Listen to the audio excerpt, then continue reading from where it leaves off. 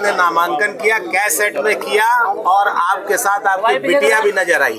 ऊपर करो। 2 सेट में समाजवादी पार्टी के कैंडिडेट की हैसियत से अफजाल अंसारी ने अपना नामांकन दाखिल किया। 2 सेट में समाजवादी पार्टी के कैंडिडेट अफजाल अंसारी के सब्स्टिट्यूट कैंडिडेट की हैसियत से, जैसा कि निर्वाचन आयोग के नियमों में इसका प्राविधान है, पार्टी की तरफ से AB फार्म अफजाल अंसारी को भी इश्यू हुआ है और पार्टी की तरफ से AB फार्म नुसरत अंसारी के भी फॉर्म में लगा। उन्होंने भी अपना नामांकन दाखिल किया। वो सब्स्टिट्यूट कैंडिडेट की होंगी। मेरे नामांकन पत्र में कोई आफत बलाए है तो उस स्थिति में भी वो सिंबल ऑटोमेटिकली ट्रांसफर हो जाएगा नुसरत अंसारी का। मेरा सिंबल एक्सेप्ट और मेरा पर्चा वैध, कोई आफत बलाए ना आ जाए, कट जाए आप लोगों की दुआ से। इतना सशंकित क्यों? अरे भाई, इतना सशंकित आप लोग बना दिए हैं। गाजीपुर में कोई न्यूज चल रही है, लड़ी हाँ कि ना लड़ी हाँ, तो कट जाई तो हो जाई, तो उन रास्तों को बंद करना पड़ेगा ना जिससे कोई आफत बलाए प्रवेश कर सके। 1 सेट निर्दल भी दाखिल हुआ है।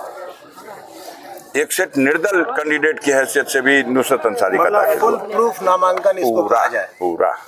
आज आपकी हाई कोर्ट में एक सुनवाई चल रही थी, उसमें एक तारीख भी आई है। अब हम अंदर जब गए थे तो पता चला 1 घंटा 40 मिनट हमारे वकील बहस कर चुके थे, बहस जारी थी। उसके आगे की आप कोई खबर हमें बता सकते हो तो बताइए, मुझे भी तसल्ली हो। आशुतोष, क्या डेट है? 20 मई बता रहे हैं। 20 मई बताया जा रहा है। अच्छा, 20 मई तो महीना है ये है यार। 20 मई अगली 20 तारीख में शायद डेट पड़ी है। ना बहस तो हो गई जजमेंट के लिए या क्या? अब हम पूछेंगे। अच्छा तो ठीक है, वो डेट अपनी जगह।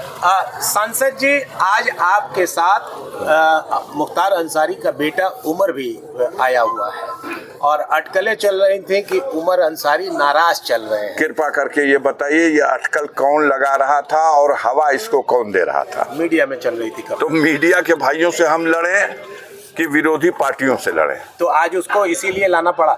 नहीं, हम क्यों लाना पड़ा? हम तो परिवार के गार्जियन हैं। इस स्तर पर हमारे परिवार का बच्चा इसमें सम्मिलित हो रहा है, तो आप फिर इसको भी कोई हवा दे दो, कोई हवा दो। क्या करना है? लाना पड़ा का कहाँ से बात आया? वो मेरा घर का बच्चा है। मैंने कल भी कहा था मेरे घर में सब खैरियत है और कोई घुसपैठ काम नहीं आ सकती। चुनाव मजबूती से लड़ रहे हैं, कैसा है चुनाव आपका? हमारा चुनाव आप पता करिए, कोई भी कैंडिडेट अपना चुनाव अच्छा समझता है। हम लोग सादगी के साथ पैदल टहलते हुए अंदर गए, पर्चा भर के जांच पड़ताल करा के वापस चले आए। दिक्कत समझ में आई? कैसी दिक्कत? कोई अड़चन या कोई? नहीं, क्या दिक्कत? हमको रसीद दे दिया कि आपके पर्चे में कोई कमी नहीं है, आप जा सकते हैं। आज आपने नामांकन किया है और चौथे चरण की वोटिंग चल रही है, क्या उम्मीद करते हैं? जो खबरें मिल रही हैं, उत्तर प्रदेश के स्तर पर 13 सीटें हैं। इस पिछले 2019 में 13 की 13 सीटें जीत गई थी भारतीय जनता पार्टी। इस बार खैरियत नहीं है उन्नाव की सीट पर, अनु टंडन चुनाव जीत रही है। इस बार लखीमपुर खीरी, सीतापुर, इटावा और कन्नौज, ये सारी सीटें धुआंधार वोट से समाजवादी पार्टी जीतने जा रही है। जनता का रुझान साफ दिखाई दे रहा है। इन 13 सीटों में आधी सीट भाजपा बचा ले यूपी में, तो बड़ी बात है। नामांकन के बाद अब क्या? अब आपका कोई आदेश हो तो बताइए। प्रत्याशी के हैसियत से तो हम प्रचार उचार करने के लिए, जनता को सलाम करने के लिए उनके बीच में घूम रहे हैं। नहीं, लगातार आप जो है हर विधानसभाओं में 2-2, 3-3 बार कर चुके हैं अपना दौरा। 7 बार 7 टाइम कर चुके हैं। उसी को एक चास और बढ़ा देते हैं। पहले नौहर्रा लगा के जोता, फिर रोटोवेटर से जोत रहे हैं। कोशिश कर रहे हैं कि लेवलर लगा के अंतिम चास बिल्कुल लेवल में कर दिया जाए। बाकी आप लोग अपनी दृष्टि से देखिए वास्तविकता क्या है।